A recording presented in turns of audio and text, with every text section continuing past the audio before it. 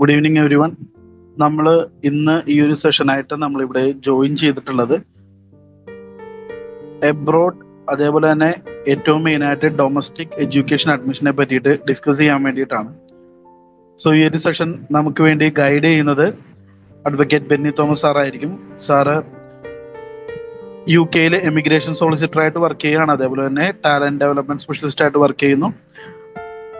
20 വർഷത്തിലധികമായിട്ട് abroad and domestic admission മേഖലയിലും അതുപോലെ തന്നെ എമിഗ്രേഷൻ മേഖലയിലും വർക്ക് ചെയ്യുന്ന പ്രശസ്തമായിട്ടുള്ള ഒരു വ്യക്തിയാണ് അഡ്വക്കേറ്റ് ബെന്നി തോമസ് സാർ. സാറായിരിക്കും ഈ ഒരു സെഷൻ മോഡുലേറ്റ് ചെയ്യുന്നത്. സാറിന് ഈ ഒരു സെഷനിലേക്ക് സ്വാഗതം ചെയ്യുന്നു. അതുപോലെ തന്നെ നമ്മളുടെ ഈ ഒരു വെബിനാറിന്റെ ആദ്യത്തെ സെഷൻ അത് ഇന്ത്യൻ എഡ്യൂക്കേഷൻ ആൻഡ് അഡ്മിഷനെ പറ്റിയിട്ടായിരിക്കും. ആ ഒരു സെഷൻ നമുക്ക് വേണ്ടി ലീഡ് ചെയ്യുന്നത് രതീഷ് ബാബു സാറാണ്. സാറ് വിസ ഫോർ സ്റ്റഡി ഡയറക്ടറാണ്. അതേപോലെ തന്നെ അക്കാഡമിക് കൺസൾട്ടന്റ് കൂടിയായിട്ട് വർക്ക് ചെയ്യുകയാണ്. പല വർഷങ്ങളിൽ ആയി ഡൊമസ്റ്റിക് അഡ്മിഷനിൽ വളരെയധികം എക്സ്പീരിയൻസ്ഡ് ആയിട്ടുള്ള ഒരു വ്യക്തി കൂടിയാണ് രതീഷ് ബാബു സാർ. സാറിനെ ഈ ഒരു സെഷൻ ഹാൻഡിൽ ചെയ്യാനായിട്ട് വെൽക്കം ചെയ്യുന്നു. അതുപോലെ തന്നെ നിങ്ങളെല്ലാവരെയും ഈ ഒരു സെഷനിലേക്ക് വെൽക്കം ചെയ്യുന്നു. എല്ലാവർക്കും വളരെ യൂസ്ഫുൾ ആയിട്ടുള്ള ഒരു സെഷൻ ആയിരിക്കുമെന്ന് പ്രതീക്ഷിച്ചുകൊണ്ട് നമുക്ക് ഈ ഒരു സെഷൻ സ്റ്റാർട്ട് ചെയ്യാം.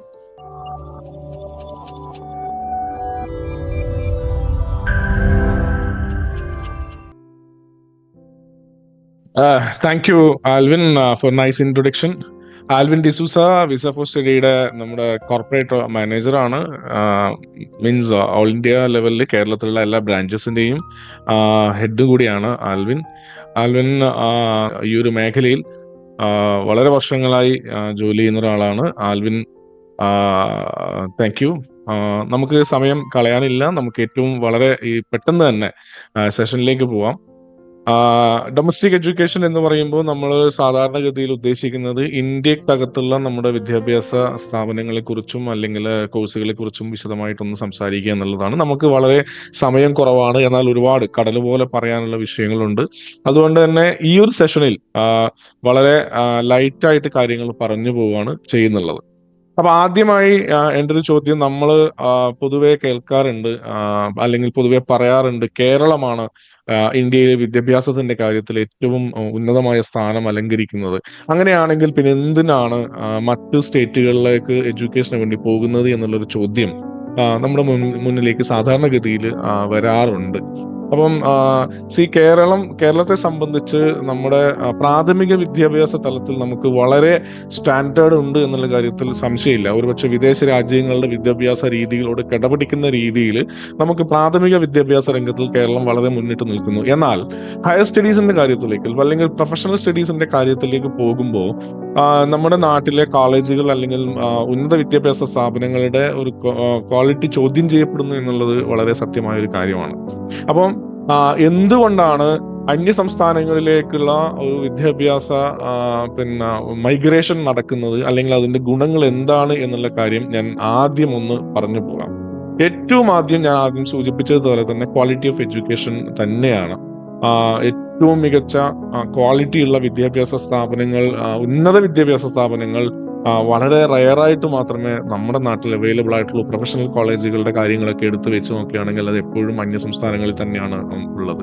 മറ്റൊരു പ്രധാനപ്പെട്ട കാര്യം ഡൈവേഴ്സിറ്റി ഇൻ കോഴ്സസ് ആണ്. വിവിധതരം കോഴ്സുകളുടെ അവൈലബിലിറ്റിയെ സംബന്ധിച്ച് നോക്കുമ്പോൾ ഒരുപക്ഷെ കേരളത്തിൽ അവൈലബിൾ ആയിട്ടുള്ള കോഴ്സുകളെക്കാൾ ഒരുപാട്, ഇപ്പം എഞ്ചിനീയറിംഗ് ആവട്ടെ, അലൈഡ് മെഡിക്കൽ സയൻസ് ആവട്ടെ, അല്ലെങ്കിൽ മറ്റേതൊരു വിങ്ങും ആവട്ടെ, അതിലെ ഏറ്റവും മൈന്യൂട്ട് ആയിട്ടുള്ള അല്ലെങ്കിൽ ചെറിയ ബ്രാഞ്ചസുകളുടെ ഒരു സ്പെഷ്യൽ സ്റ്റഡിക്ക് വേണ്ടിയുള്ള കോഴ്സുകൾ അവൈലബിലിറ്റി ഏറ്റവും കൂടുതലുള്ള വിദ്യാഭ്യാസ സ്ഥാപനങ്ങളുള്ളത് സ്പെഷ്യലി കർണാടകയിലൊക്കെ തന്നെയാണ്. ഇനി മറ്റു സാമൂഹ്യ സാഹചര്യങ്ങളിലേക്ക് വെച്ച് നോക്കുമ്പോൾ ഫീസ് നമ്മുടെ കേരളത്തിലെ സ്വകാര്യ വിദ്യാഭ്യാസ സ്ഥാപനങ്ങളെ സംബന്ധിച്ച് നോക്കുമ്പോൾ വളരെ കുറഞ്ഞ ഫീസുകളിലാണ് നമുക്ക് കർണാടകയിലായാലും തമിഴ്നാട്ടിലായാലും, ഞാൻ കർണാടകയും തമിഴ്നാടും പറയുന്നത് നമ്മുടെ ക്ലോസ് അല്ലെങ്കിൽ നൈബറിംഗ് സ്റ്റേറ്റ് എന്ന രീതിയിലാണ് ഇവിടെ സ്ഥലങ്ങളിൽ ഫീസ് സാധാരണഗതിയിൽ വരുന്നത്. ഇനി വിദ്യാർത്ഥികളുടെ മറ്റൊരു എക്സ്പെൻസ് വരുന്നത് ഫീസ് കൂടാതെ ലിവിങ് എക്സ്പെൻസ് ആണ്. ഹോസ്റ്റൽ അല്ലെങ്കിൽ ഫുഡ്, ഈ രണ്ട് കാര്യങ്ങൾ വെച്ച് നോക്കുമ്പോഴും കേരളത്തെക്കാൾ ഏറ്റവും കുറവായിട്ടാണ് ഈ രണ്ട് സ്ഥലങ്ങളിലെയും ലിവിങ് എക്സ്പെൻസസ് വരുന്നത്. ഇനി ആ, മറ്റൊരു പിന്നെ പ്രധാനപ്പെട്ട കാര്യം, എന്തുകൊണ്ട് ഏറ്റവും കൂടുതൽ ആൾക്കാർ സ്പെഷ്യലി മലബാർ മേഖലയിലുള്ള വിദ്യാർത്ഥികൾ കർണാടകയെ ആശ്രയിക്കുന്നു എന്ന് ചോദിച്ചു കഴിഞ്ഞാൽ, ഒന്ന് ആ, നമുക്ക് ഏറ്റവും പിന്നെ എടുത്തു പറയാൻ പറ്റുന്ന കാര്യം, കേരളത്തെ വിദ്യാഭ്യാസ സ്ഥാപനങ്ങളുടെ അഡ്മിഷൻ പ്രോസസ്സ് വെച്ച് നോക്കുമ്പോൾ ഏറ്റവും ഈസി അഡ്മിഷൻ പ്രോസസ്സ് ഉള്ളതാണ് കർണാടകയിലാണെങ്കിലും തമിഴ്നാടും ഉള്ളത്. രണ്ട്, അതേ കാര്യങ്ങൾ വെച്ച് നോക്കുമ്പോൾ കട്ട് ഓഫ് മാർക്ക്, ഇപ്പൊ കേരളത്തെ സംബന്ധിച്ചുള്ള കട്ട് ഓഫ് മാർക്കിന്റെ നിർബന്ധിതമായ കട്ട് ഓഫ് മാർക്ക് വളരെയധികം ഉണ്ടാകുമ്പോൾ കർണാടകയിൽ അത്രത്തോളം കട്ട് ഓഫ് പ്രൊസീജിയേഴ്സ് ഇല്ല എന്നുള്ളതും വളരെ അട്രാക്റ്റീവ് ആയിട്ടുള്ള ഒരു കാര്യമാണ്. പിന്നെ മറ്റു കാര്യങ്ങൾ വെച്ച് നോക്കുമ്പോൾ ഒരു കരിയർ ഡെവലപ്മെന്റ്, നമ്മൾ എല്ലാ വിദ്യാർത്ഥികളും അല്ലെങ്കിൽ രക്ഷിതാക്കൾ കുട്ടികളെ പഠിപ്പിക്കുന്നതുമൊക്കെ ഭാവിയിൽ അവർക്ക് മികച്ച ജോലി ലഭിക്കുക, അവരുടെ കരിയർ ഡെവലപ്പ് ആവുക എന്നുള്ള ഒരു സാഹചര്യത്തിന് വേണ്ടിയിട്ട് തന്നെയാണ്. അത് വെച്ച് നോക്കുമ്പോൾ ഒരു പക്ഷേ കേരളത്തെക്കാൾ കൂടുതൽ ഒരു കരിയർ ഡെവലപ്മെന്റിന് സാധ്യത ഉള്ളത് അന്യ സംസ്ഥാനങ്ങളിലാണ് എന്ന് നിസ്സംശയം പറയാൻ പറ്റും. ഫോർ എക്സാമ്പിൾ, ഞാൻ നേരത്തെ പറഞ്ഞതുപോലെ വളരെ നിലവാരമുള്ള ഒരുപാട് ഇൻസ്റ്റിറ്റ്യൂട്ടുകളിൽ വിദേശ കോർപ്പറേറ്റ് കമ്പനികൾ അല്ലെങ്കിൽ ഇന്ത്യയിൽ തന്നെയുള്ള കോർപ്പറേറ്റ് കമ്പനികളൊക്കെ ക്യാമ്പസ് ഇന്റർവ്യൂ എടുക്കുന്നുണ്ട്, പ്ലേസ്മെന്റ് കിട്ടുന്നുണ്ട്, ഇന്റേൺഷിപ്പ് കിട്ടുന്നുണ്ട്. അങ്ങനെയുള്ള ഒരുപാട് കാര്യങ്ങൾ നമുക്ക് ഈ അന്യ സംസ്ഥാനത്ത് പോയി പഠിക്കുമ്പോൾ കിട്ടുന്നുണ്ട്. ഇനി വ്യക്തിപരമായി കുട്ടികൾക്ക് ഉണ്ടാകുന്ന ഒരു ഗുണം, നമ്മുടെ രക്ഷിതാക്കളുടെ ചിറകിനടിയിൽ നിന്ന് മാറി നിൽക്കുമ്പോൾ അവർക്ക് കിട്ടുന്ന ഒരു എക്സ്പോഷർ ഉണ്ട്. അത് സ്വയം പര്യാപ്തത ഉണ്ടാവുക, അല്ലെങ്കിൽ ഡിഫറെന്റ് കൾച്ചർ എക്സ്പീരിയൻസ് ആവുക, അല്ലെങ്കിൽ ഇന്ത്യയിലെ വിവിധ സംസ്കാരങ്ങളെ ഉൾക്കൊള്ളാൻ കഴിയുന്ന തരത്തിലേക്ക് അവരുടെ വിദ്യാഭ്യാസ രീതി മാറും. അവർക്കൊരു സെൽഫ് കോൺഫിഡൻസ്, സെൽഫ് സഫിഷ്യൻസി ഉണ്ടാവും. ഇങ്ങനെയുള്ള ഒരുപാട് കാര്യങ്ങൾ, ഗുണങ്ങൾ ഇതിനകത്ത് വരുന്നുണ്ട്. ഇതാണ് ഏറ്റവും പ്രധാനമായും നമുക്ക് അന്യ സംസ്ഥാനങ്ങളിൽ അല്ലെങ്കിൽ നമ്മുടെ സ്റ്റേറ്റ് വിട്ട് പഠിക്കുമ്പോൾ കിട്ടുന്ന ഗുണങ്ങൾ എന്ന് പറയുന്നത്. ഓക്കെ, ഇനി നമ്മൾ ഇപ്പം വിസ ഫോർ സ്റ്റഡി കഴിഞ്ഞ ഒരു 15 വർഷക്കാലമായി ഈ സേവന മേഖലയിൽ അവരുടെ സാന്നിധ്യം അറിയിച്ചിട്ടുള്ള ഒരു കമ്പനിയാണ്, ഒരു ഗ്രൂപ്പാണ്. നമുക്ക് ഈ ഡൊമസ്റ്റിക് അഡ്മിഷൻസിനെ കുറിച്ച് പറയുമ്പോൾ ഇന്ത്യയിലുള്ള ഒട്ടുമിക്ക സ്റ്റേറ്റുകളിലെയും ഏറ്റവും പ്രധാനപ്പെട്ട അല്ലെങ്കിൽ നിങ്ങൾ പെട്ടെന്ന് ഐഡന്റിഫൈ ചെയ്യുന്ന മേജർ ഇൻസ്റ്റിറ്റ്യൂഷനുമായി ഡയറക്റ്റ് കണക്ഷൻ ഉള്ള ഒരു എഡ്യൂക്കേഷൻ ഗ്രൂപ്പാണ് വിസ ഫോർ സ്റ്റഡി എന്ന് പറയുന്നത്. വിസ ഫോർ സ്റ്റഡി ഓവർസീസ് മേഖലയിലും തനതായ ഒരു വലിയ അടയാളപ്പെടുത്തലുകൾ നേടിയിട്ടുള്ള ഒരു കമ്പനിയാണ്. നമുക്ക് UK തന്നെ നമുക്ക് ഓഫീസുണ്ട്. അതുപോലെ തന്നെ ഇന്ത്യയിൽ മേജർ സിറ്റികളിൽ നമുക്ക് ബോംബെയിലായാലും ചെന്നൈയിലായാലും ബാംഗ്ലൂർ ആയാലും കേരളത്തിൽ 7ഓളം ബ്രാഞ്ചുകളും ഒക്കെയുള്ള ഒരു ഗ്രൂപ്പാണ് വിസ ഫോർ സ്റ്റഡി. അപ്പം നമുക്ക് അഡ്മിഷൻസിന്റെ കാര്യത്തിൽ നമുക്ക് ഇന്ത്യയുടെ എഡ്യൂക്കേഷൻ ഹബ്ബുകളായിട്ടുള്ള ബാംഗ്ലൂർ ആവട്ടെ, മംഗലാപുരം ആവട്ടെ, ചെന്നൈ ആവട്ടെ, മുംബൈ ആവട്ടെ, ഡൽഹി ആവട്ടെ, Coimbatore, Hyderabad, everywhere, all the major institutions we connected directly. അതാണ് ഏറ്റവും പ്രധാനപ്പെട്ട ഒരു കാര്യം എന്ന് പറയുന്നത്. ഞങ്ങൾക്കൊരു സ്ലോഗൻ ഉണ്ട്. ആ സ്ലോഗൻ എന്ന് പറയുന്നത് any course, any city, any college across India. അതായത് 3C ആണ് ഞങ്ങളുടെ slogan. Any course, any city, any college. ഇനി നമുക്ക് ഈ പ്രോഗ്രാംസുകളെ കുറിച്ച് പറയുമ്പോൾ നമുക്കറിയാം, +2 കഴിയുന്ന വിദ്യാർത്ഥികൾ എന്ത് ചെയ്യണം, അടുത്തത് ഏത് കോഴ്സാണ് ചെയ്യേണ്ടത് എന്നുള്ള ഒരു വലിയ കൺഫ്യൂഷനും അവർക്ക് ഉണ്ടാവും. എങ്ങനെയാണ് ഈ കൺഫ്യൂഷനെ നമുക്ക് മറികടക്കാൻ കഴിയുക? നമുക്ക് ഏറ്റവും സൂറ്റബിൾ ആയിട്ടുള്ള കോഴ്സ് ഏതാണ് എന്ന് നമുക്ക് എങ്ങനെ തിരിച്ചറിയുക? പലപ്പോഴും വിദ്യാർത്ഥികളും രക്ഷിതാക്കളും ഒരു +1 കഴിഞ്ഞ് അടുത്ത ഘട്ടത്തിലേക്ക് +2 കഴിഞ്ഞിട്ട് ഇനി എന്ത് ചെയ്യണം? നമുക്ക് നമ്മുടെ ഇന്ത്യയിലെ വിദ്യാഭ്യാസ രീതിയിലെ ഏറ്റവും വലിയൊരു പ്രോബ്ലം എന്ന് പറയുന്നത് എന്താണ്? നമുക്ക് നമ്മുടെ ടേസ്റ്റ് അല്ലെങ്കിൽ നമ്മുടെ അഭിരുചി, നമ്മുടെ ആപ്റ്റിറ്റ്യൂഡ് എന്താണ് തിരിച്ചറിയാൻ കഴിയാത്ത വലിയ പ്രശ്നമുണ്ട്. അങ്ങനെ ഒരു കൺഫ്യൂഷനിൽ നിൽക്കുകയാണെങ്കിൽ definitely you can come to us. ഞങ്ങളുടെ അടുത്ത് വരാം. ഞങ്ങൾ ആപ്റ്റിറ്റ്യൂഡ് ടെസ്റ്റ് പോലെ അല്ലെങ്കിൽ സൈക്കോമെട്രിക് ടെസ്റ്റ് പോലുള്ള ഏറ്റവും ശാസ്ത്രീയമായ ടെസ്റ്റ് നടത്തിക്കൊണ്ട് അവരവരുടെ അഭിരുചിക്കനുസരിച്ചുള്ള ബ്രാഞ്ചസ് അല്ലെങ്കിൽ മേജർ പ്രോഗ്രാംസ്, എന്തൊക്കെയാണ് ആ മേജർ പ്രോഗ്രാംസ് എന്ന് പറയുമ്പോൾ, ഇപ്പൊ പലപ്പോഴും കർണാടകയിൽ എന്ന് പറയുമ്പോൾ നമുക്ക് നഴ്സിംഗ് അല്ലെങ്കിൽ അലൈഡ് മെഡിക്കൽ കോഴ്സുകൾ, അഗ്രികൾച്ചർ സയൻസ്, അല്ലെങ്കിൽ legal studies, hospitality industry, hotel management, engineering, business management, marine engineering, ഇങ്ങനെയുള്ള കോഴ്സുകളുണ്ട്. ഇതിൽ ഏത് കോഴ്സുകളാണ് നമ്മുടെ വിദ്യാർത്ഥികളുടെ അഭിരുചിക്കനുസരിച്ച്? മിക്കവാറും കുറേയൊക്കെ കുട്ടികൾക്ക് അവർക്ക് അറിയാം, +2 കഴിഞ്ഞിട്ട് ഞാൻ എന്താണ് ചെയ്യേണ്ടത് എന്നുള്ള തീരുമാനം അവർക്കുണ്ടാവും. അവരുടെ അഭിരുചി, അവരുടെ താല്പര്യം, അവരുടെ ഇൻട്രസ്റ്റ് അവർക്ക് അറിയാം. പക്ഷെ ഒരുപാട് കുട്ടികൾക്ക് അത് തിരിച്ചറിയാൻ കഴിയാത്തൊരു പ്രശ്നം നമ്മുടെ ഈ പറയുന്ന എഡ്യൂക്കേഷൻ മേഖലയിലുണ്ട്. അങ്ങനെയുള്ള കുട്ടികൾക്കാണ് ഞാൻ നേരത്തെ പറഞ്ഞ പോലെ സൈക്കോമെട്രിക് ടെസ്റ്റിനെ ഊന്നി ഞാൻ പറയുന്നതിന്റെ കാരണം ഇന്ത്യയിൽ മറ്റൊരു എഡ്യൂക്കേഷൻ കൺസൾട്ടൻസിയും ചെയ്യാത്ത ഒരു കാര്യമാണ് ഏറ്റവും സയന്റിഫിക് ആയിട്ടുള്ള UK ബേസ്ഡ് ആയിട്ടുള്ള സൈക്കോമെട്രിക് ടെസ്റ്റ് നൽകുന്ന ഏക എഡ്യൂക്കേഷൻ കൺസൾട്ടൻസി എന്ന് പറയുന്നത് ഞങ്ങളുടെ കൺസൾട്ടൻസിയാണ്. അപ്പൊ അങ്ങനെ കൺഫ്യൂഷൻ ഉള്ള ആൾക്കാർക്ക് അത് നമുക്ക് ചെയ്യാൻ പറ്റും. പിന്നെ അപ്പോൾ മേജർ പ്രോഗ്രാംസ് ഇതൊക്കെയാണ്. നിങ്ങളുടെ അഭിരുചിക്ക് അനുസരിച്ച് ഏത് പ്രോഗ്രാമിനാണോ പോകേണ്ടത് ആ പ്രോഗ്രാമിലേക്ക് പോകാൻ നമുക്ക് കഴിയും. അതിൽ ഏറ്റവും പ്രധാനപ്പെട്ട ഒരു കാര്യം എന്ന് പറയുന്നത് BSc നഴ്സിംഗ് അല്ലെങ്കിൽ നഴ്സിംഗ് GNM ഉണ്ട്, അല്ലെങ്കിൽ പോസ്റ്റ് ബേസിക്സ് ഉണ്ട്, MSc നഴ്സിംഗ് ഉണ്ട്. അപ്പോൾ എന്താണ് നഴ്സിംഗിന്റെ ഒരു ഗുണം എന്ന് ചോദിച്ചു കഴിഞ്ഞാൽ ലോകത്തെ ഏറ്റവും കൂടുതൽ ജോലി സാധ്യതയുള്ള കോഴ്സുകളിൽ ഒന്ന് ഇന്ന് നഴ്സിംഗ് തന്നെയാണ്. ഇന്ത്യയിലെ മാലാഖമാർ എന്നാണല്ലോ പൊതുവെ ലോകത്തെല്ലായിടത്തും ഏഞ്ചൽസ് ഓഫ് ഇന്ത്യ എന്ന് തന്നെയാണ് നഴ്സസിനെ അറിയപ്പെടുന്നത്. ലോകത്ത് എവിടെ പോയാലും ഇപ്പം നമുക്കറിയാം ഹൈ പെയ്ഡ് സാലറി നമ്മുടെ ഇപ്പം ഇന്ത്യയിലാണെങ്കിലും വലിയ ഹോസ്പിറ്റലുകളിലൊക്കെ പിന്നെ നഴ്സസിന്റെ സാലറി വളരെയധികം ഇൻക്രീസ് ചെയ്തിട്ടുണ്ട്. ഒരുപക്ഷെ നിങ്ങൾ ഒരു ക്ലിനിക്കിൽ പോകുന്നതോ അല്ലെങ്കിൽ നമ്മുടെ നാട്ടിലുള്ള ചെറുകിട ഹോസ്പിറ്റലുകളോ അപേക്ഷിച്ച് അവിടെ പോലും ഒരു മിനിമം സാലറി ഇപ്പം സർക്കാർ ഉറപ്പ് നൽകുന്നുണ്ട്. എന്നാൽ വിദേശ രാജ്യങ്ങളിൽ ഒരുപക്ഷെ ഹൈ പെയ്ഡ് കാറ്റഗറിയിലേക്ക് പോകുന്നത് നഴ്സസ് ആണ്. ഇന്നത്തെ ഒരു കാലഘട്ടത്തിൽ സാധാരണ നഴ്സസ് മാലാഖമാർ എന്ന് മാത്രം ആണ് നമ്മൾ പറഞ്ഞു പോകുന്നത്. പക്ഷെ ഇന്നത്തെ കാലഘട്ടത്തിൽ മാലാഖന്മാരും അതായത് ആൺകുട്ടികൾക്കും ഒരുപാട് സാധ്യത ഈ മേഖലയിലുണ്ട്. നമുക്ക് BSc നഴ്സിംഗിന് ഇന്ത്യയിൽ പല മേഖലയിലും ഉണ്ടെങ്കിലും ഏറ്റവും കൂടുതൽ സീറ്റുകൾ അവൈലബിൾ ആയിട്ടുള്ള അല്ലെങ്കിൽ ഇന്ത്യൻ നഴ്സിംഗ് കൗൺസിലിന്റെ അപ്രൂവൽ ഉള്ള കോളേജുകളുള്ളത് കർണാടകയിലാണ്.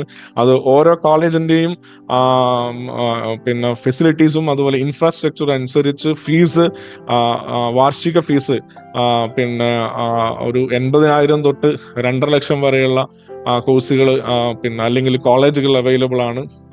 ഏറ്റവും പ്രധാനപ്പെട്ട ഒരു കാര്യം, നമുക്ക് ഇപ്പൊ നഴ്സിംഗിന് അഡ്മിഷൻ എടുക്കണമെങ്കിൽ ഒരു കർണാടകയിലെ കോമൺ എൻട്രൻസ് ടെസ്റ്റ് എഴുതേണ്ടതുണ്ട്. എനിക്ക് തോന്നുന്നു വിദ്യാർത്ഥികളൊക്കെ അതിനെക്കുറിച്ച് ബോധവാന്മാരായിരിക്കും. ഫെബ്രുവരി 17 അതിന്റെ അവസാനം. അപ്പം ആ കാര്യങ്ങളെ കുറിച്ച് ഒന്ന് എന്തെങ്കിലും സംശയം ഉണ്ടെങ്കിൽ ഈ കഴിയുമ്പോഴത്തേക്ക് ഞങ്ങളുടെ ഈ നമ്പർ, കൗൺസിലേഴ്സിന്റെ നമ്പർ കൊടുക്കും. അവരുമായി ബന്ധപ്പെട്ട് കഴിഞ്ഞാൽ അത്തരം കാര്യങ്ങളെ കുറിച്ച് നിങ്ങൾക്ക് ഡീറ്റെയിൽ ആയിട്ട് പറഞ്ഞു തരും. ഈ നഴ്സിംഗ് അഡ്മിഷൻ എടുക്കുമ്പോൾ എന്തായാലും ഇൻസ്റ്റിറ്റ്യൂഷനുകളെ കുറിച്ച് ഞങ്ങൾ പ്രത്യേകിച്ച് ഒരു ഇൻസ്റ്റിറ്റ്യൂട്ടിന് അല്ലെങ്കിൽ ഒരു കോളേജിനെ റെക്കമെൻഡ് ചെയ്യുന്നില്ല. അത് നിങ്ങൾ എടുക്കുമ്പോൾ പല മാനദണ്ഡങ്ങളുണ്ട്. ആ മാനദണ്ഡങ്ങൾക്ക് അനുസൃതമായിട്ട് നിങ്ങൾക്ക് സ്യൂട്ടബിൾ ആവുന്ന കോളേജിൽ നിങ്ങൾ തിരഞ്ഞെടുക്കുക എന്നുള്ളതാണ്. എന്നാലും ബേസിക് ആയി യൂണിവേഴ്സിറ്റി അപ്രൂവൽ ഉണ്ടോ, സ്റ്റേറ്റ് നഴ്സിംഗ് കൗൺസിലിന്റെ അപ്രൂവൽ ഉണ്ടോ, ഓൾ ഇന്ത്യ നഴ്സിംഗ് കൗൺസിലിന്റെ അപ്രൂവൽ ഉണ്ടോ, ഏത് ഹോസ്പിറ്റലുമായിട്ടാണ് അവരുടെ പിന്നെ ഈ പ്രാക്ടിക്കൽ ലെസൺസ് കൊടുക്കുന്നത്, ഇങ്ങനെയുള്ള കാര്യങ്ങളും പിന്നെ നമ്മുടെ സാമ്പത്തിക നില പിന്നെ ഉൾപ്പെടെ നോക്കിക്കൊണ്ടായിരിക്കണം കോളേജുകൾ തിരഞ്ഞെടുക്കേണ്ടത്. ഇനി നഴ്സിംഗ് കൂടാതെ തന്നെ വളരെ വളരെ വളരെ വലിയൊരു ലോകമാണ് ഈ അലൈഡ് മെഡിക്കൽ സയൻസ് എന്ന് പറയുന്നത്. MLT, BPT, BOT, radiology, optometry, cardiac care, അങ്ങനെ ഒരുപാട് ബ്രാഞ്ചസ് ഇന്ന് ഗ്രാജുവേഷൻ ലെവലിൽ നമുക്ക് മെഡിക്കൽ മേഖലയിൽ കോഴ്സുകളുണ്ട്. അപ്പം ഒരു പ്രത്യേക കാര്യം ശ്രദ്ധിക്കുക, BPTക്കും BOTക്കും അഡ്മിഷൻ ആഗ്രഹിക്കുന്ന കുട്ടികൾ ഡെഫിനറ്റ് ആയിട്ട് നീറ്റ് അറ്റൻഡ് ചെയ്യേണ്ടതുണ്ട്. നീറ്റ് അറിയാത്ത വിദ്യാർത്ഥികൾ ഉണ്ടാവില്ല എന്നാണ് വിചാരിക്കുന്നത്. ഡെഫിനറ്റ് ആയിട്ടും നീറ്റ് അറ്റൻഡ് ചെയ്ത ആൾക്കാർക്ക് മാത്രമേ നമുക്ക് BPTക്കും BOTക്കും പിന്നെ അറ്റൻഡ് ചെയ്യാൻ പറ്റുള്ളൂ എന്നുള്ള കാര്യം ഓർക്കുക. നമുക്കറിയാം ഇപ്പം BPTയെ സംബന്ധിച്ചൊക്കെ ഇപ്പം ഹൈക്കോടതിയുടെ ഒരു വിധി വന്നിട്ടുണ്ട്. BPT കഴിഞ്ഞ ആൾക്കാർക്ക് പേരിനോടൊപ്പം ഡോക്ടർ എന്ന് ചേർക്കാം. ഞാനത് സാന്ദർഭികമായി അത് ഓർമ്മപ്പെടുത്തുന്നത് ഈ കോഴ്സിന്റെയൊക്കെ ഒരു പ്രാധാന്യം എന്താണെന്ന് അറിയുന്നതിന് വേണ്ടിയിട്ടാണ്. അപ്പം ഈ പറയുന്ന പോലെ മെഡിക്കൽ മേഖലയിൽ അല്ലെങ്കിൽ അലൈഡ് മെഡിക്കൽ സയൻസിനകത്ത് പിന്നെ ഒരുപാട് കോഴ്സുകളുണ്ട്. എല്ലാ കോഴ്സുകൾക്കും ആധുനിക കാലഘട്ടത്തിൽ അതിൻ്റെതായ പ്രാധാന്യമുണ്ട് എന്നുള്ള കാര്യം നമ്മൾ തിരിച്ചറിയേണ്ടതുണ്ട്. ഇനി വരുന്ന ഏറ്റവും സാധ്യതകളുള്ള ഒരു മേഖല എന്ന് പറയുന്നത് പലപ്പോഴും നമുക്കറിയാം കേരളത്തിലെ കുട്ടികൾ ഏറ്റവും കൂടുതൽ സെലക്ട് ചെയ്യുന്ന ഒരു മേഖലയാണ് എഞ്ചിനീയറിംഗ്. എഞ്ചിനീയറിംഗ് എന്ന് പറയുന്ന മേഖല ഇന്നൊരു കടൽ പോലെയാണ്. ഞാൻ നല്ല സ്പീഡിൽ പറഞ്ഞു പോകുന്നത് നമുക്ക് സമയത്തിന്റെ ഒരു പ്രശ്നമുള്ളത് കൊണ്ടാണ്. ഓരോ പിന്നെ മേഖലയെക്കുറിച്ചും ഓരോ ബ്രാഞ്ചസിനെ കുറിച്ചും നമുക്ക് വിശദമായി ഓരോ അവസരങ്ങളിൽ നമുക്ക് സംസാരിക്കാം. ഇന്ന് ഞാൻ പൊതുവായിട്ടുള്ള കാര്യങ്ങൾ സൂചിപ്പിച്ചു പോവുകയാണ്. അപ്പൊ എഞ്ചിനീയറിംഗിനെ സംബന്ധിച്ച് എഞ്ചിനീയറിംഗ് എന്ന് പറയുമ്പോൾ കുറച്ച് വർഷങ്ങൾക്ക് മുമ്പ് നമുക്കറിയാവുന്ന എഞ്ചിനീയറിംഗ് വളരെ ചുരുക്കമായിരുന്നു. മിക്കവാറും മെക്കാനിക്കൽ എഞ്ചിനീയറിംഗ്, സിവിൽ, ഇലക്ട്രോണിക്സ് ഇങ്ങനെയുള്ള കുറച്ച് മേഖലകൾ മാത്രമേ അറിയാവുമായിരുന്നുള്ളൂ. എന്നാൽ ഇന്ന് എഞ്ചിനീയറിംഗ് എന്ന് പറയുന്ന ഒരു മേഖല വളരെ വലുതാണ്. ഈ എഞ്ചിനീയറിംഗ് കോഴ്സുകൾ നമുക്ക് ഡിപ്ലോമയുണ്ട്, 3 years കോഴ്സുകളുണ്ട്, അതുപോലെ ഗ്രാജുവേഷൻ കോഴ്സുകളും ഉണ്ട്. ഓക്കെ, അപ്പം എഞ്ചിനീയറിംഗിന്റെ അഡ്മിഷൻ എടുക്കുമ്പോൾ വളരെയധികം ശ്രദ്ധിക്കേണ്ട കാര്യങ്ങൾ, പല ഇൻസ്റ്റിറ്റ്യൂഷൻസിനും പല യൂണിവേഴ്സിറ്റിക്ക്, പല ഡീംഡ് യൂണിവേഴ്സിറ്റിക്കൊക്കെ അവരുടേതായ കോമൺ എൻട്രൻസ് ഉണ്ട്. CAT പോലുള്ളത്. പലപ്പോഴും JEE എഴുതിയ കുട്ടികൾക്ക് മറ്റ് എൻട്രൻസ് ഇല്ലാതെ തന്നെ നമുക്ക് സാധാരണ എഞ്ചിനീയറിംഗ് അഡ്മിഷൻസ് എടുക്കാൻ സാധിക്കാറുണ്ട്. അപ്പോൾ നമുക്ക് അതിനകത്ത് വേണ്ടത് ഫിസിക്സ്, കമ്പ്യൂട്ടർ സയൻസ്, പിന്നെ അല്ലെങ്കിൽ +2 നമുക്ക് സയൻസിലെ ഇത് കാര്യങ്ങളാണ് ഏറ്റവും കൂടുതൽ വേണ്ടത്. പിന്നെ കട്ട് ഓഫ് മാർക്ക് സാധാരണഗതിയിൽ 45% to 60% ഉണ്ടെങ്കിൽ നമുക്ക് ഒട്ടുമിക്ക പിന്നെ കോളേജുകളിലും അഡ്മിഷൻസ് എടുക്കാൻ പറ്റും. അപ്പം എഞ്ചിനീയറിംഗ് ഇൻസ്റ്റിറ്റ്യൂട്ടുകളെ തിരഞ്ഞെടുക്കുന്ന സമയത്ത് വിദ്യാർത്ഥികൾ ഏറ്റവും കൂടുതൽ ശ്രദ്ധിക്കേണ്ടത് AICTE അപ്രൂവൽ ഉണ്ടോ എന്നുള്ളതാണ്. അത് ഏറ്റവും പ്രധാനപ്പെട്ട ഒരു കാര്യമാണ്. അതേപോലെ തന്നെ യൂണിവേഴ്സിറ്റി അപ്രൂവൽ. പിന്നൊന്ന്, കർണാടകയിലെ ഒട്ടുമിക്ക മേജർ ഇൻസ്റ്റിറ്റ്യൂഷൻസും നൽകുന്ന ഒരു വലിയ ഫെസിലിറ്റി ഞാൻ ആമുഖത്തിൽ സൂചിപ്പിച്ചതുപോലെ ക്യാമ്പസ് പ്ലേസ്മെന്റ്, അതുപോലെ തന്നെ ഇന്റേൺഷിപ്പ്, ക്യാമ്പസ് റിക്രൂട്ട്മെന്റ്, അത് ഇന്ത്യയിലെ വലിയ കമ്പനികൾ, വലിയ കോർപ്പറേറ്റ് കമ്പനികൾ, ഓവർസീസ് കോർപ്പറേറ്റ് കമ്പനികൾ ഉൾപ്പെടെ വന്ന് നൽകാറുണ്ട്. ബിസിനസ് മേഖല, വ്യവസായം അല്ലെങ്കിൽ വാണിജ്യ മേഖലയൊക്കെ അതിൻ്റെതായ വലിയ വളർച്ച നേടുന്നുണ്ട്. അപ്പൊ കുറച്ചും കൂടി പ്രൊഫഷണൽ ആവുകയാണ് ബിസിനസ് മേഖല എന്ന് പറയുന്നത്. അല്ലെങ്കിൽ മാനേജ്മെന്റ് ഇന്നൊരു സയൻസായി തന്നെ കാൽക്കുലേറ്റ് ചെയ്യപ്പെടുന്നുണ്ട്. അപ്പോൾ പണ്ടൊക്കെ ബിസിനസ് മാനേജ്മെന്റ് അല്ലെങ്കിൽ ബിസിനസ് ഓറിയന്റഡ് കോഴ്സസ് എന്ന് പറയുമ്പോൾ നമുക്ക് ആകെ അറിയാവുന്നത് BBA ആണ്. ഇപ്പൊ ഒരു 90s കിഡിനൊക്കെ അല്ലെങ്കിൽ ഒരു 80s കിഡിനൊക്കെ ആകെ അറിയാവുന്നത് BCom BBA മാത്രമാണ്. എന്നാൽ ഇന്ന് അതിൽ തന്നെ ഒട്ടനവധി സ്പെഷ്യലൈസേഷൻ വരുന്നുണ്ട്. നമുക്ക് പിന്നെ ഒറ്റയടിക്ക് പറഞ്ഞ ഫിനാൻസിൽ തന്നെ ഓഡിറ്റിംഗ് വരുന്നുണ്ട്, എന്റർപ്രണർഷിപ്പ് വരുന്നുണ്ട്, കോർപ്പറേഷൻ BCom വരുന്നുണ്ട്. അങ്ങനെ ഒരു ഒത്തിരി നമുക്ക് ഒറ്റയടിക്ക് പറഞ്ഞു പോകാൻ പറ്റാത്ത അത്രയും ബിസിനസ് ആൻഡ് മാനേജ്മെന്റൽ സെക്ഷൻസ് ഉണ്ട്. അപ്പൊ അതിന്റെയൊക്കെ ജോലി സാധ്യത എന്ന് പറയുന്നത് ഇന്ന് കൊമേഴ്സ് പഠിച്ച ആൾക്കാർക്ക് അല്ലെങ്കിൽ ബിസിനസ് മാനേജ്മെന്റ് പഠിച്ച ആൾക്കാർക്ക് ഈ പറയുന്ന കോർപ്പറേറ്റ് മേഖലയിൽ ഒരുപാട് തൊഴിൽ സാധ്യതയുണ്ട്. ബാങ്കിങ് ഇൻഡസ്ട്രിയിലാണെങ്കിലും ഇത് ഏറ്റവും പ്രധാനപ്പെട്ട ഒരു കോഴ്സായി പരിഗണിക്കപ്പെടുന്നുണ്ട്. അപ്പോൾ നേരത്തെ പറഞ്ഞു കഴിഞ്ഞ പോലെ ഫീസ് നോക്കുക, അതുപോലെ തന്നെ ഇൻസ്റ്റിറ്റ്യൂഷൻസ് നോക്കുക, അവിടെയും ഈ ക്യാമ്പസ് ഇന്റർവ്യൂവും അതുപോലെ തന്നെ ഇങ്ങനെയുള്ള ഒത്തിരി കാര്യങ്ങളുണ്ട്. എൻട്രൻസ് എക്സാംസ് കുറേയധികം കോളേജുകൾക്കുണ്ട്. അവരുടെ ഓൺ എൻട്രൻസ് ഉണ്ട്, അതിൽ യോഗ്യത നേടുന്ന ആൾക്കാരുണ്ട്. എന്നാൽ കോമൺ എൻട്രൻസിൽ കൂടി കയറാവുന്ന കോളേജുകളുണ്ട്. ഇനി ഇതൊന്നും അല്ലാത്ത കോളേജുകളുണ്ട്. നമ്മുടെ ഒരു ടേസ്റ്റും അഭിരുചിയും ഒക്കെ നോക്കിക്കൊണ്ടാണ് അത്തരം കാര്യങ്ങളിൽ നമ്മൾ സെലക്ട് ചെയ്യേണ്ടി വരുന്നത്. പിന്നെ ഏറ്റവും കൂടുതൽ പിന്നെ ജോലി സാധ്യത ഉള്ള ഒരു കാര്യമാണ് അഗ്രികൾച്ചറൽ സയൻസ് എന്ന് പറയുന്നത്. കൃഷി ഒരു സയൻസ് ആണോ എന്ന് ചോദിച്ചാൽ തീർച്ചയായും ആധുനിക കാലഘട്ടത്തിൽ, ഇന്നത്തെ ഈ കാലഘട്ടത്തിൽ കൃഷി ഏറ്റവും സയൻസിന് ഏറ്റവും കൂടുതൽ ഉപയോഗിക്കുന്ന ഒരു മേഖലയായിട്ട് മാറിയിട്ടുണ്ട്. കൃഷിയുടെ ഒരു സാധ്യതയെക്കുറിച്ച് നമ്മുടെ നാട്ടിൽ തന്നെ കൃഷി ഏറ്റവും സയന്റിഫിക് ആയിട്ട് കൃഷി ചെയ്യുന്ന ഒരുപാട് ആൾക്കാരുണ്ട്. അപ്പൊ കൃഷിക്കാരെ പോലെ തന്നെ ഈ കൃഷിയെ പരിപോഷിപ്പിക്കുന്നതിന് അഗ്രികൾച്ചറിസ്റ്റുകളെ ഒരു വലിയ സാധ്യത, അത് വേൾഡ് വൈഡ് ആയിട്ട് ഈ അഗ്രികൾച്ചർ റിലേറ്റഡ് കോഴ്സുകൾക്ക് ഒരുപാട് സാധ്യതയുണ്ട്. അത് ഫോറസ്ട്രി ആവട്ടെ, ഫുഡ് ടെക്നോളജി ആവട്ടെ, ഹോർട്ടിക്കൾച്ചർ ആവട്ടെ, അഗ്രി ബിസിനസ് ആവട്ടെ, അങ്ങനെ അതിലും ഒരുപാട് പിന്നെ നമുക്ക് ബ്രാഞ്ചസ് വരുന്നുണ്ട്. സാധാരണ എല്ലാ കോഴ്സുകളുടെയും, ഞാൻ ഇതുവരെ പറഞ്ഞ എല്ലാ കോഴ്സുകളുടെയും ഒരു ഇൻടേക്ക് എന്ന് പറയുന്നത് നമ്മുടെ എക്സാം ഒക്കെ കഴിഞ്ഞ് ജൂൺ തൊട്ട് ഓഗസ്റ്റ് വരെയുള്ള മാസങ്ങൾ തന്നെയാണ്. അപ്പോൾ ഈ അഗ്രികൾച്ചർ സയൻസിന് ഡൊമസ്റ്റിക്കിൽ ഉള്ളതുപോലെ തന്നെ ഞാൻ നേരത്തെ പറഞ്ഞ എഞ്ചിനീയറിംഗ് ആവട്ടെ, ആരോഗ്യ മേഖലയിലുള്ള കോഴ്സുകളാവട്ടെ, അല്ലെങ്കിൽ പിന്നെ ബിസിനസ് മാനേജ്മെന്റ് റിലേറ്റഡ് കോഴ്സുകളാവട്ടെ, അതിനൊക്കെ വിദേശത്ത് എത്രത്തോളം ജോലി സാധ്യതകളുണ്ടോ അതുപോലെ തന്നെ നമ്മുടെ ഇന്ത്യക്കകത്തും പിന്നെ ഒരുപാട് സാധ്യതകളുണ്ട്. അങ്ങനെ തന്നെയാണ് അഗ്രികൾച്ചറൽ സയൻസിനുള്ളത്. എന്നുള്ളത്. അഗ്രികൾച്ചർ സയൻസിന്റെ മറ്റൊരു പ്രത്യേകത നമുക്ക് അറിയാം, ഇത് വളരെ റയർ ആയിട്ടുള്ള കോളേജുകളിൽ മാത്രമേ ഇത്തരം കോഴ്സുകൾ ഉണ്ടായിരുന്നു. സ്പെഷ്യലി പിന്നെ നമ്മുടെ ഇപ്പൊ കേരളത്തിലാണെങ്കിൽ കാർഷിക സർവകലാശാല പോലുള്ള സ്ഥലങ്ങളിൽ മാത്രമേ ഇത്തരം കോഴ്സുകൾ ഉണ്ടായിരുന്നുള്ളൂ. അതല്ലാതെ രത്നഗിരിയിലും പഞ്ചാബിലൊക്കെ നമ്മുടെ ആൾക്കാർ പോയി പഠിക്കുന്ന ഒരു അവസ്ഥയാണ് ഉണ്ടായിരുന്നത്. എന്നാൽ ഇന്ന് കർണാടകയിൽ പ്രൈവറ്റ് മേഖലയിലും സ്വകാര്യ കോളേജുകളിലും ഇത്തരം കോഴ്സുകൾ വരുന്നുണ്ട്. അതുകൊണ്ട് തന്നെ അത് വളരെ സാധ്യതയുള്ള ഒരു കോഴ്സായിട്ടാണ് വിലയിരുത്തപ്പെടുന്നത്. പിന്നെ ഈ ബ്രാഞ്ചസ് പറഞ്ഞു വരുമ്പോൾ ഏറ്റവും സാധ്യതയുള്ള മറ്റൊന്നാണ് ലീഗൽ സ്റ്റഡീസ് എന്ന് പറയുമ്പോൾ, നമുക്ക് ഒറ്റയടിക്ക് ലീഗൽ സ്റ്റഡീസ് എന്ന് പറയുമ്പോൾ നമ്മൾ വക്കീലന്മാർ എന്ന് മാത്രമാണ് മനസ്സിലാക്കുക. കോടതിയിൽ പോയി കേസുകൾ വാദിക്കുന്നവർക്ക് മാത്രമല്ല ലീഗൽ സ്റ്റഡീസിൽ സാധ്യതയുള്ളത്. ഇന്നത്തെ കാലഘട്ടത്തിൽ എല്ലാ ചെറിയ കമ്പനികൾ തൊട്ട് കോർപ്പറേറ്റ് കമ്പനികളിൽ ഉൾപ്പെടെ LLB കഴിഞ്ഞവരോ അല്ലെങ്കിൽ LLM കഴിഞ്ഞവരോ പിന്നെ ലീഗൽ അഡ്വൈസേഴ്സ് ആയിട്ട് ജോലി ചെയ്യുന്നുണ്ട്. അവർ കോടതി പോകുന്നവരോ കറുത്ത് കോട്ടിട്ട് നടക്കുന്നവരല്ല. ഒരുപക്ഷെ വക്കീലന്മാരെ കാളും കൂടുതൽ സാലറി വാങ്ങിക്കുന്ന പിന്നെ ഈ LLB കഴിഞ്ഞ LLM കഴിഞ്ഞ ആൾക്കാരുണ്ട്. അപ്പോൾ പുതിയ കാലഘട്ടത്തിൽ കോടതിയിൽ പോയി പ്രാക്ടീസ് ചെയ്യുന്നതിനേക്കാൾ കൂടുതൽ ലീഗൽ സ്റ്റഡീസ് നടക്കുന്നവർക്ക് മറ്റു മേഖലകളിൽ ജോലി സാധ്യതകളുണ്ട്. അത് എല്ലാ മേഖലയിലും ഒരു ബിസിനസ് സ്ഥാപനമാവട്ടെ, ഒരു ഫാക്ടറി ആവട്ടെ, അല്ലെങ്കിൽ സർവീസ് ഓറിയന്റഡ് ആയിട്ടുള്ള കമ്പനികളിലാവട്ടെ, ബാങ്കുകളാവട്ടെ, ഫിനാൻസ് ഇൻസ്റ്റിറ്റ്യൂട്ടുകളാവട്ടെ, എല്ലായിടത്തും ഇതുപോലെ ലീഗൽ സ്റ്റഡീസ് കഴിഞ്ഞ ആൾക്കാർക്ക് ഒരുപാട് സാധ്യതകളുണ്ട്. അപ്പം അതിൻ്റെ എലിജിബിലിറ്റി, അതിനും കോമൺ എൻട്രൻസും കാര്യങ്ങളൊക്കെ ഉള്ളതുണ്ട്, ഇല്ലാത്തതുണ്ട്. അപ്പം അത്തരം കാര്യങ്ങൾ അതിൽ ഏറ്റവും പ്രധാനപ്പെട്ടത് ഡിഗ്രി കഴിഞ്ഞിട്ട് ജോയിൻ ചെയ്യുന്നവർക്ക് 3 വർഷം, അല്ലെങ്കിൽ +2 കഴിഞ്ഞിട്ട് പോകുന്നവർക്ക് 5 വർഷവുമാണ് ആ കോഴ്സിന്റെ ഒരു ഡ്യൂറേഷൻ വരുന്നത്.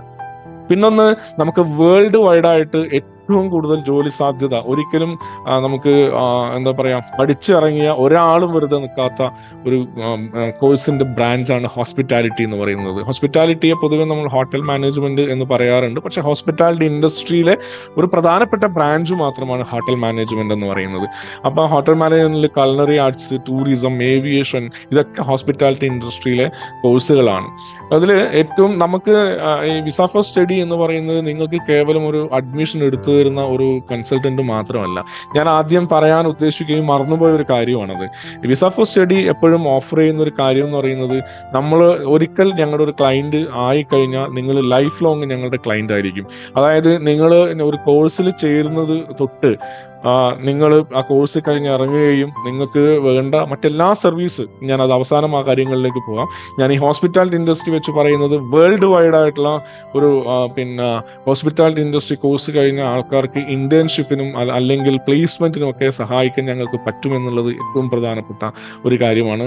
അപ്പോൾ ഹോസ്പിറ്റാലിറ്റി ഇൻഡസ്ട്രിയിലെ ജോലി സാധ്യതകളെ കുറിച്ച് ഞാൻ പറയാതെ തന്നെ നിങ്ങൾക്ക് അറിയാവുന്നതാണ്. അപ്പം ഇപ്പൊ കർണാടകയിലാണെങ്കിലും തമിഴ്നാട് ആണെങ്കിലും ഈവൻ കേരളത്തിലാണെങ്കിലും ഗ്ലോബലി റെക്കഗ്നൈസ്ഡ് ആയിട്ടുള്ള ഒരുപാട് ഇൻസ്റ്റിറ്റ്യൂഷൻസ് ഉണ്ട്, കോളേജുകളുണ്ട്. അപ്പോൾ ഇതൊരു ഹൈലി ഡിമാൻഡഡ് പ്രൊഫഷണൽ കോഴ്സാണ് എന്നുള്ള കാര്യത്തിൽ യാതൊരു സംശയമില്ല. അപ്പം ഇതിനകത്ത് മറ്റൊരു പ്രത്യേകത, +2ന്റെ എനി സ്ട്രീം കഴിഞ്ഞ ആൾക്കാർക്കും ഇതിനകത്ത് ജോയിൻ ചെയ്യാന്നുള്ളതാണ് ഏറ്റവും നല്ലത്. എല്ലാ സ്ട്രീമിലുള്ള ആൾക്കാർക്കും ഇതിനകത്ത് ജോയിൻ ചെയ്യാൻ പറ്റും. പിന്നെ ഇതിനകത്ത് അഭിരുചി, അവന്റെ ടേസ്റ്റ് അല്ലെങ്കിൽ താല്പര്യം എന്ന് പറയുന്നത് വളരെ പിന്നെ പ്രാധാന്യമുള്ളതാണ്. കാരണം സർവീസ് ഓറിയന്റഡ് മേഖലയാണ്. അപ്പോൾ അതിൻ്റെതായ ഒരു പേഴ്സണാലിറ്റി ഡെവലപ്മെന്റ്, ഒരു ഡിസിപ്ലിൻ, അല്ലെങ്കിൽ ഒരു ഫോർകാസ്റ്റിംഗ് മൈൻഡ് ഒക്കെ പേഴ്സണൽ ലൈഫിൽ പോലും ഒരു വലിയ ഇംപ്രൂവ്മെന്റ് കൊണ്ടുവരാൻ കഴിയുന്ന ഒരു തൊഴിൽ മേഖലയാണ് ഹോസ്പിറ്റാലിറ്റി ഇൻഡസ്ട്രി എന്ന് പറയുന്നത്. അപ്പം അതിനും പിന്നെ ഇതിന്റെ ഫീസ് റേഞ്ചുകൾ, ഞാൻ ഈ പറഞ്ഞു വന്ന എല്ലാ കോഴ്സുകളുടെയും ഫീസ് റേഞ്ച് കാര്യങ്ങളൊക്കെ നിങ്ങൾ നമ്മുടെ ഞങ്ങളുടെ കൗൺസിലേഴ്സുമായി കോൺടാക്ട് ചെയ്യുമ്പോൾ അവർ നിങ്ങൾക്ക് പറഞ്ഞു തരും. ഓരോ ഇൻസ്റ്റിറ്റ്യൂട്ടിനും അതിൻ്റെതായ പ്രത്യേകതകളും ഗുണങ്ങളും ഒക്കെ ഉണ്ട്. അപ്പോൾ ഡീറ്റെയിൽ ആയിട്ട് ഞാൻ അത്തരം കാര്യങ്ങളിലേക്ക് ഇപ്പോൾ പോകുന്നില്ല. ഇനി നമുക്ക് പറയുന്ന ഏറ്റവും ഹൈ പെയ്ഡ് കാറ്റഗറി ആയിട്ട് വരുന്ന ഒരു മേഖലയാണ് petrochemical, oil and gas.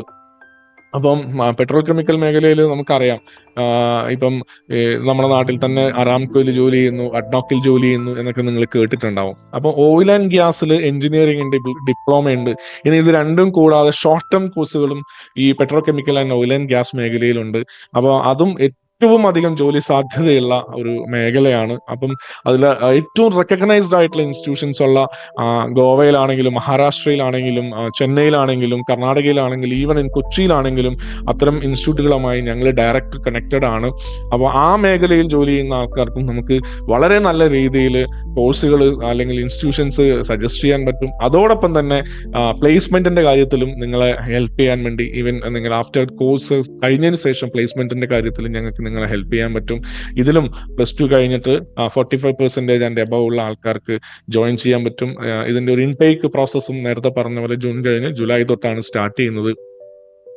ഈ പെട്രോകെമിക്കൽ മേഖലയിൽ പോലെ തന്നെ ഒരു ഒരു നല്ല ഒരു മേഖലയാണ് മറൈൻ സ്റ്റഡീസ് വരുന്നത്. മറൈൻ എഞ്ചിനീയറിംഗിലും നാട്ടിക്കൽ സയൻസും. ഇപ്പൊ നമ്മുടെ നാട്ടിൽ അതിനും കുറേയധികം ഷോർട്ട് ടേം കോഴ്സുകൾ ഉണ്ട്.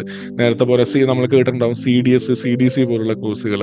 അപ്പോൾ ഇതിൽ മറൈൻ സ്റ്റഡീസിൽ ഏറ്റവും പ്രധാനപ്പെട്ട ഇൻസ്റ്റിറ്റ്യൂഷൻസ് ഉള്ളത് ഒന്ന് കൊൽക്കത്ത, അതുപോലെ തന്നെ മുംബൈ, ചെന്നൈ, ഗോവ, ബാംഗ്ലൂർ പോലുള്ള സ്ഥലങ്ങളിൽ തന്നെയാണ്.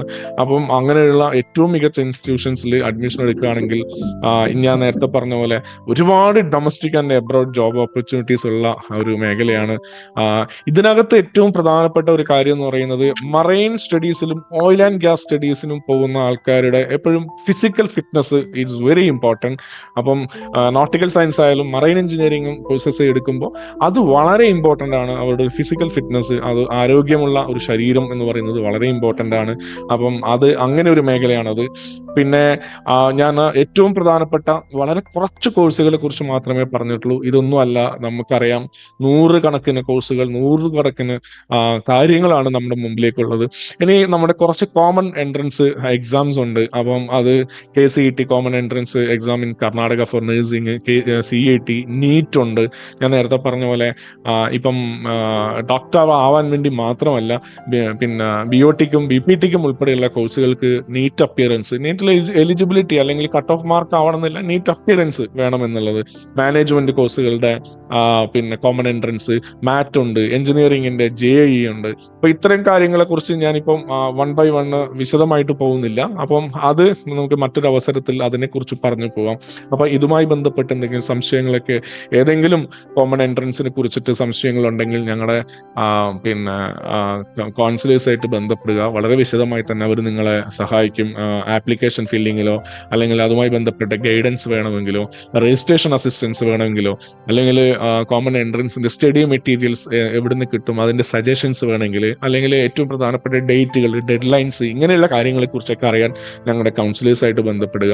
നമ്മുടെ സമയം വളരെ കുറവായതുകൊണ്ടാണ് ഇങ്ങനെ പറഞ്ഞു പോകുന്നത്. ഇനി ഏറ്റവും അവസാനമായിട്ട് എനിക്ക് പറയാനുള്ളത്, why you have to select Visa for Study. നിങ്ങൾ എന്തിന് ഞങ്ങളെ സെലക്ട് ചെയ്യണം എന്നുള്ള കാര്യത്തിലാണ്. ഏറ്റവും പ്രധാനമായി ഞങ്ങളെ റെഫർ ചെയ്യാൻ പറയുന്നതിൽ, ഞങ്ങളെ റെക്കമെൻഡ് ചെയ്യാൻ പറയുന്നതിന്റെ ഏറ്റവും പ്രധാനപ്പെട്ട ഒരു കാര്യം trusted and experienced admission experts. ഞാൻ നേരത്തെ സൂചിപ്പിച്ചു, ഞങ്ങളെ കോർപ്പറേറ്റ് മാനേജർ സൂചിപ്പിച്ചു, ഒരു 2 ദശാബ്ദത്തിൽ കൂടുതൽ കാലമായി വിദ്യാഭ്യാസ മേഖലയിൽ ഒരു ഗ്ലോബലി വർക്ക് ചെയ്യുന്ന ഒരു മാനേജ്മെന്റ് ടീം ഞങ്ങൾക്കുണ്ട്.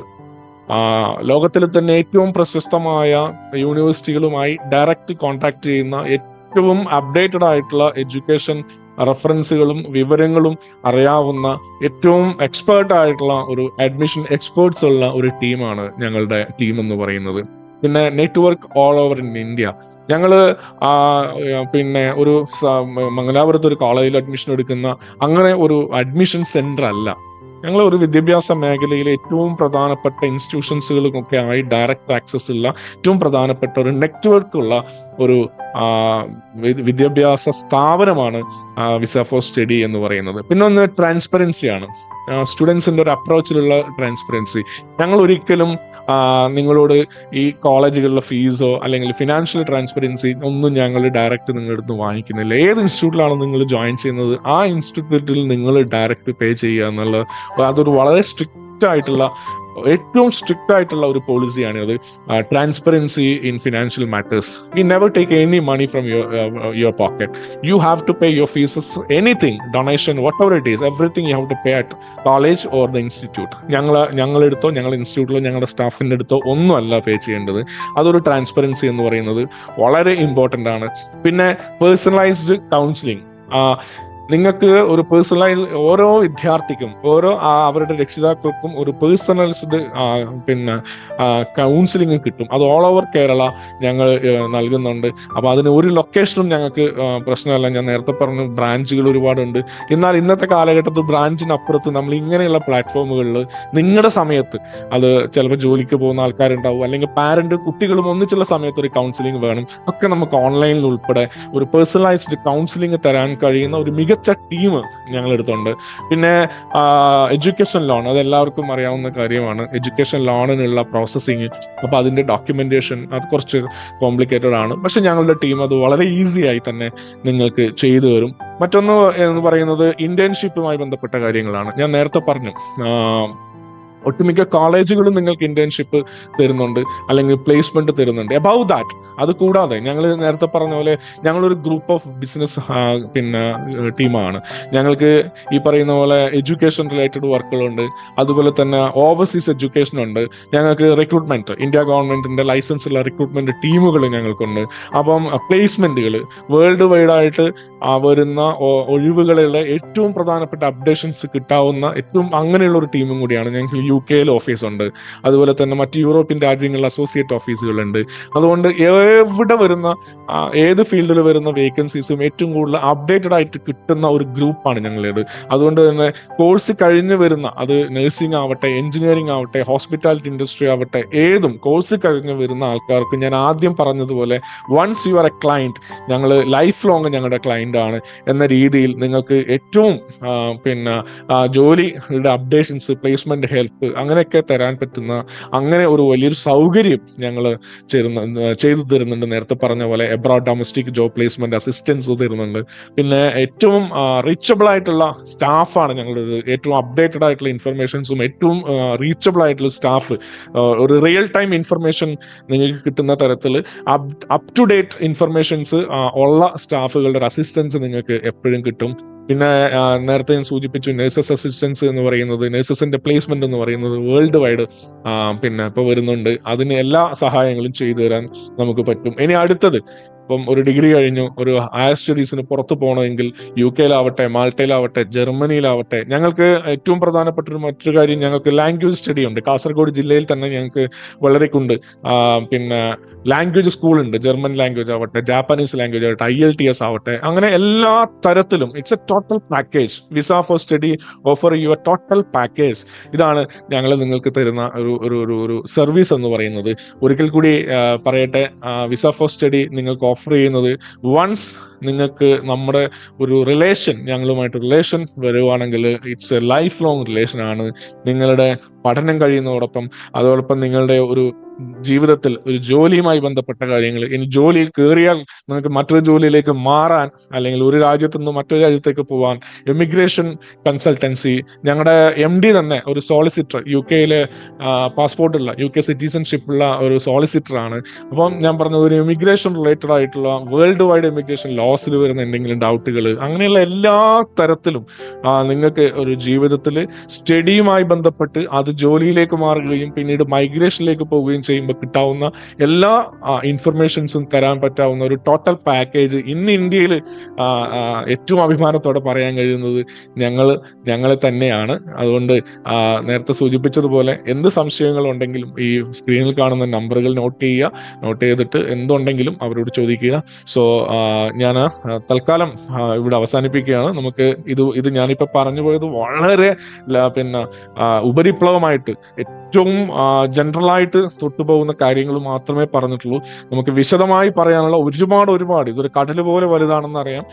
സംശയമുള്ള ആൾക്കാർക്കൊക്കെ നമുക്ക് മറ്റൊരവസരത്തിൽ നമ്മൾ എല്ലാ ശനിയാഴ്ചയും ഓരോ സബ്ജക്റ്റിനെ വെച്ച് നമ്മൾ പിന്നെ ഈ വെബിനാർ ഉണ്ടാവും, വെബിനാറുകളിൽ ജോയിൻ ചെയ്യുക. നിങ്ങൾക്ക് സംശയങ്ങൾ ഉണ്ടാവും, സംശയങ്ങൾ ചോദിക്കാം. നമുക്ക് അറിയാവുന്നതാണെങ്കിൽ അപ്പം തന്നെ പറയും, അറിയാത്ത കാര്യങ്ങളാണെങ്കിൽ നമ്മൾ അന്വേഷിച്ച് നിങ്ങൾക്ക് അത് പറഞ്ഞു തരും. അപ്പം for time being I am going to stop it. ആർക്കെങ്കിലും ഡൗട്ടോ ക്ലാരിഫിക്കേഷൻ വേണമെന്നുണ്ടെങ്കിൽ മൈക്ക് ഓൺ ചെയ്ത് നിങ്ങൾക്ക് ഡൗട്ട് ക്ലാരിഫൈ ചെയ്യാവുന്നതാണ്. പിന്നെ ഒരു സിന്ധു മാം ജോയിൻ ചെയ്തിട്ടുണ്ട്. മാമിന്റെ മോള് നീറ്റ് റിപ്പീറ്റ് ചെയ്യാണ്. അപ്പൊ MBBS-നാണ് നോക്കുന്നത്. അപ്പൊ മാമിനോട് എന്തെങ്കിലും നീറ്റ് ക്വാളിഫൈഡ് ആയി കഴിഞ്ഞാൽ നമുക്ക് ബൾഗേറിയ, അർമേനിയ അങ്ങനെയുള്ള സ്ഥലങ്ങളിലൊക്കെ നമുക്ക് അഡ്മിഷൻ എടുക്കാൻ പറ്റും.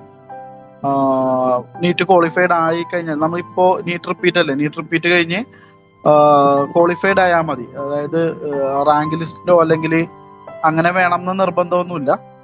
നമുക്ക് ജസ്റ്റ് ക്വാളിഫിക്കേഷൻ മീറ്റ് ചെയ്ത് കഴിഞ്ഞാൽ നമുക്ക് പുറത്തേക്കുള്ളത് നോക്കാനായിട്ട് പറ്റും. നമ്മളും ചെയ്യുന്നുണ്ട്. ബൾഗേറിയ പോലെയുള്ള സ്ഥലങ്ങളിൽ നമ്മൾ നമുക്കതില് ചെയ്യുന്നുണ്ട്.